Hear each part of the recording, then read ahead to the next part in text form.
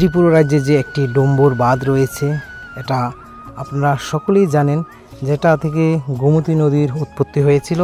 তো কিছুদিন পূর্বে প্রচণ্ড বন্যার কারণে সেই বাঁধের উপর দিয়ে জল এসেছিল, কিছু মাত্রা এখন জল কমে গেছে।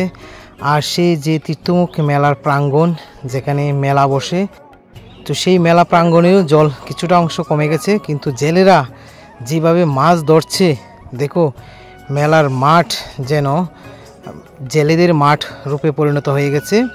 তো আপনারা দেখতেই পাচ্ছেন, তো মাছ এতটাই দাম কমে গেছে, এখানে গেলে আপনারা কেজিতে 50 কিংবা 100 টাকা দরেও মাছ পেয়ে যাবেন। তো এখানে কিছুটা অংশ শুকিয়ে গেছে, সেই মেলার মাঠের অংশটা দেখতে পাচ্ছেন। কিছুদিন আগে আমি যে ভিডিও দিয়েছি সেখানে কিন্তু প্রচণ্ড জল ছিল, দেখতে পাওয়া যাচ্ছে ভিডিওর মাধ্যমে জল কি পরিমাণ ছিল। তো এখানে মাছ বিক্রিটা খুবই রমরমাভাবে চলছে সেই তীর্থমুখ প্রাঙ্গণে। আপনারা অবশ্যই সেখানে গেলে কম দরে মাছও পেয়ে যাবেন। আর ত্রিপুরা রাজ্যের জলের পরিমাণ পূর্বের তুলনায় অনেক কমে গেছে, যে যেমন করে মাছ ধরছে আর মাছগুলি বিক্রি করছে, তবে খুবই সুলভ মূল্যে।